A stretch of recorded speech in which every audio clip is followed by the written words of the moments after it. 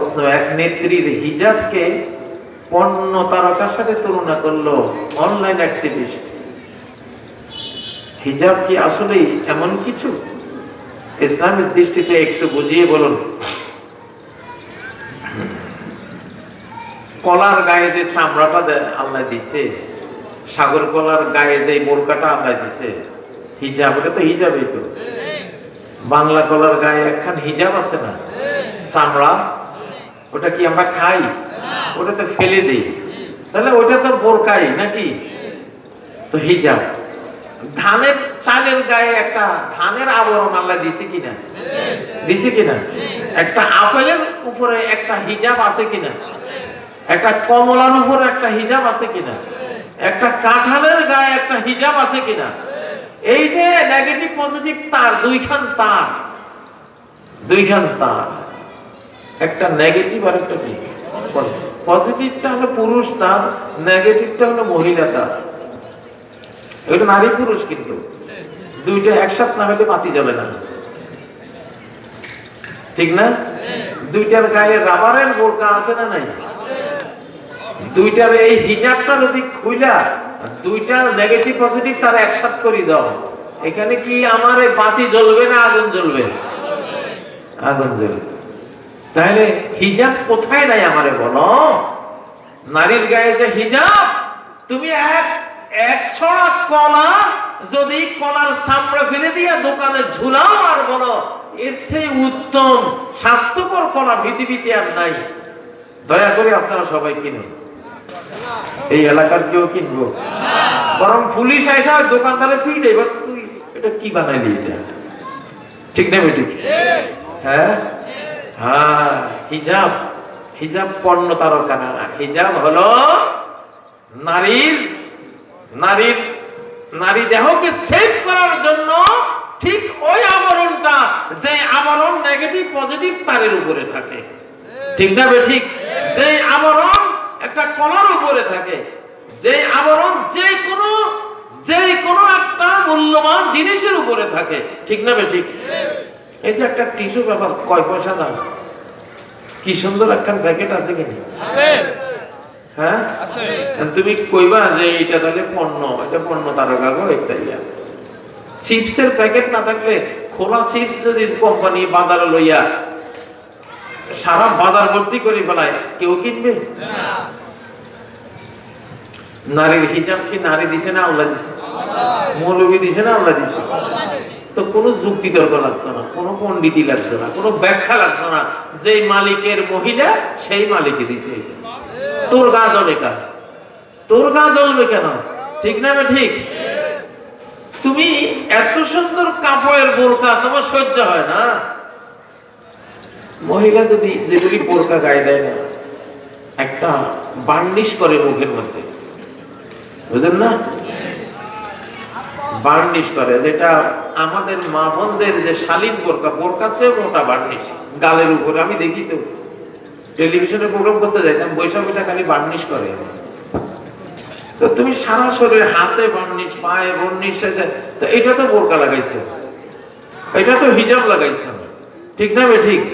এটা রাসায়নিক হিজাব লাগাইছে, মেকআপ বক্সের হিজাব লাগাইছে, যে হিজাবে তোমার আসল চামড়া ঢাকিয়ে রাখছে, ঠিক না? ঠিক।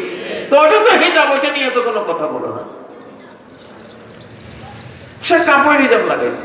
তোমাদের মহিলারা তো ওই মেকআপ বক্সের হিজাব লাগায়, চামড়া ঢাকে, ঠিক না? কালো চামড়া ঢাকে সাদা করে ধোকা দেয় পৃথিবীর মানুষের, ঠিক না? ঠিক। আমাদের মহিলারা তো ধোকাবাজি, ওই প্রতারণার হিজাব তো তারা লাগায় নাই, তারা কাপড়ের জেনুইন একটা হিজাব লাগাইছে, তার গায়ের চামড়া সে ঢাকে নাই, ঠিক না? ঠিক।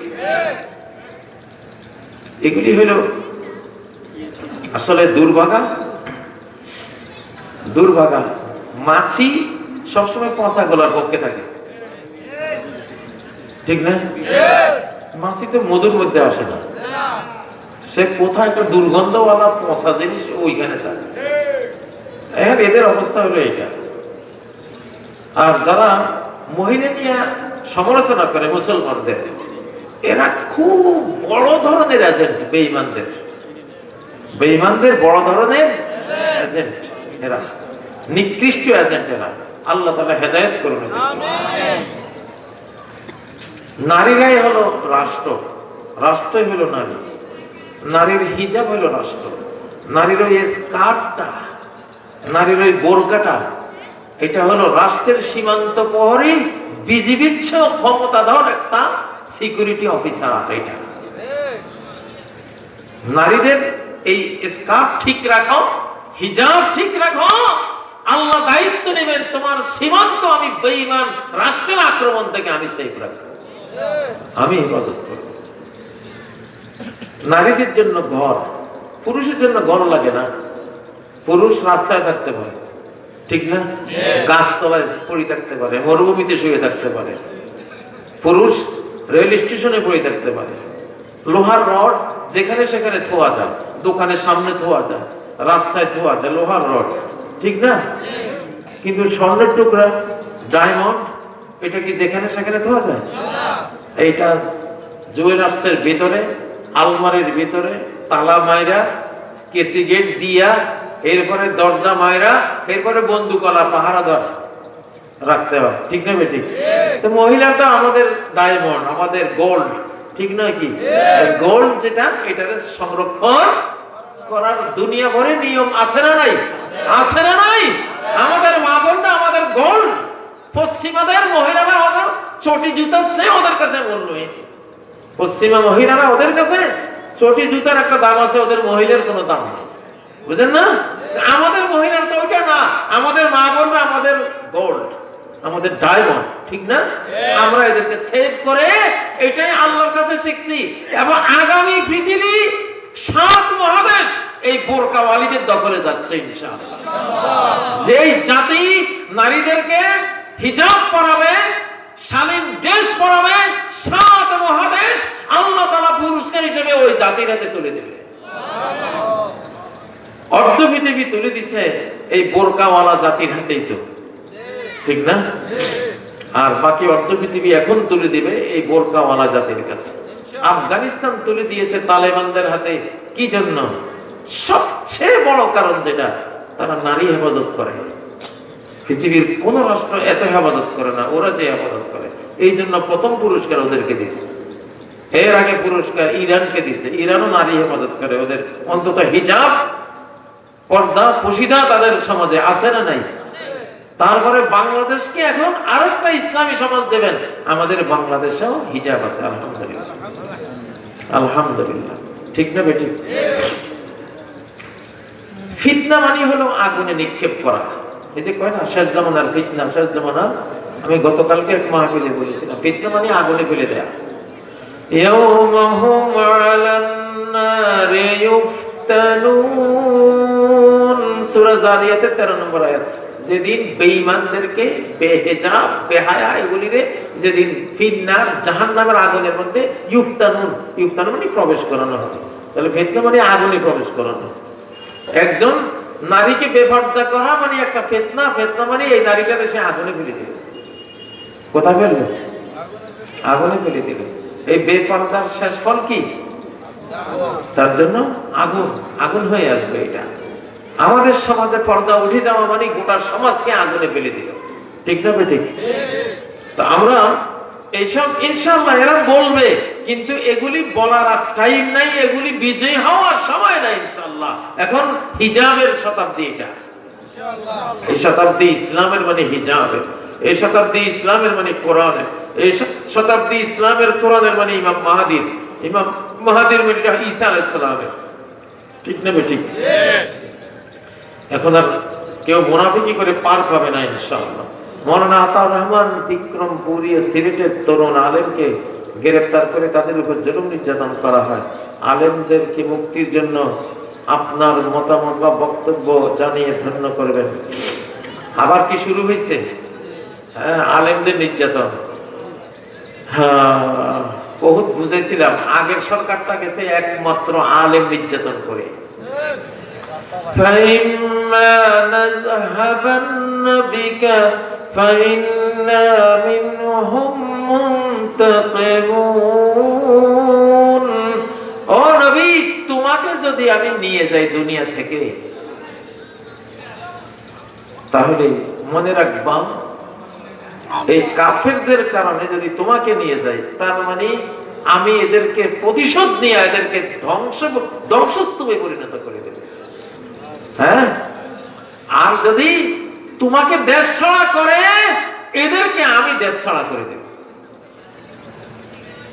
কোরআনে এটা আছে,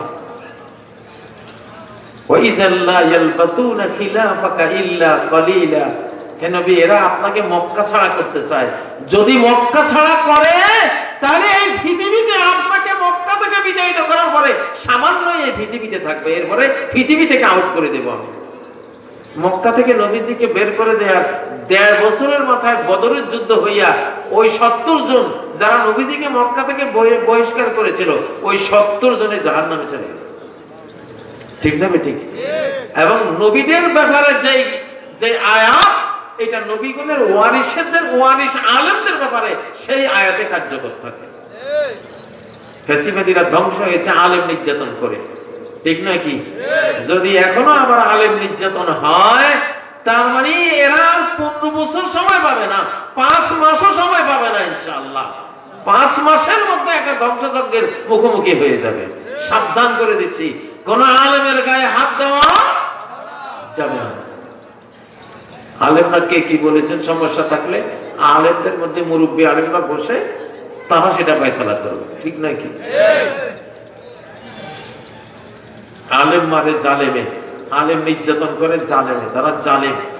সর্বনিকৃষ্ট মানুষ পৃথিবীতে সেই মানুষ যে কোন নবীকে হত্যা করে বা নবী তারা হত্যা করে। এটা হাদিস, সহিহ হাদিস বুখারীর। সর্বনিকৃষ্ট মানুষ রাজুলুন কাতালা নাবিয়ান আও কাতালাহু নাবিয়ান, যে কোন নবীকে হত্যা করে সে সবচেয়ে খারাপ, আর যারে কোন নবী হত্যা করে সেও সবচেয়ে খারাপ। কারণ নবী হলেন রহমতের টুকরা।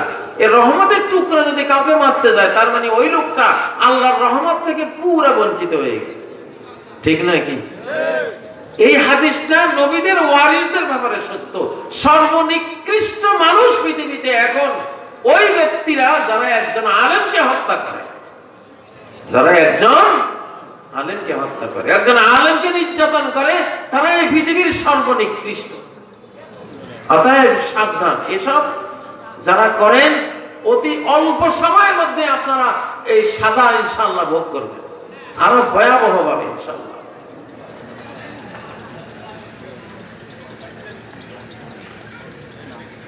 আমি আগেই বলেছি, বাংলাদেশে এখনো ঘাপটি মারা অনেকে আছে, ফ্যাসিবাদীরা বসে আছে, এখনো বসে আছে কিনা?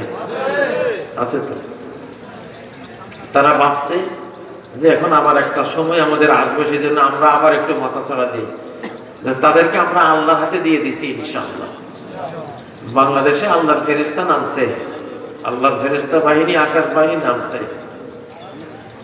আর আল্লাহর ফেরেশতা বাহিনী কোন দেশের নামলে বেঈমানদের পরিণতি ভয়াবহ হয়, আল্লাহ শত্রুদের পরিণতি ভয়াবহ হয়। এটা দেখবেন ইনশাআল্লাহ। আমি তো ফেরেশতার কথা বললাম, বলে গেলাম, দেখেই বলছি তো, এই চোখেই তো দেখে বলতেছি। আপনারা তো আর দেখাইতে পারবো না, বাট ফলাফলটা দেখবেন বেঈমানদের পরিণতি কত ভয়াবহ হয় বাংলাদেশে ইনশাআল্লাহ। কথা লম্বা করবো না। আল্লাহ তাআলা আমাদেরকে, যারা আমরা ইন্না লিল্লাহির যে মর্মটা, যে আমরা কার জন্য, এই বার্তাটাই আজকে নিয়ে যান, যে আল্লাহর জন্য থাকবো। মরার পরে মানুষ বলবে হ্যাঁ আমরা তো আল্লাহর জন্য, তখন এই বলাটা সত্য হবে। কি হবে? আর দুনিয়াতে থাকলাম শয়তানের জন্য, আর মরার পরে বলা হলো ইন্না লিল্লাহ, আমি আল্লাহর জন্য, এটা তো মিথ্যা কথা হবে। কি হবে? মিথ্যা কথা হবে। আল্লাহ তাআলা আমাদেরকে আল্লাহর জন্য জীবন সম্পদ সব কোরবান করার তৌফিক দান করুন।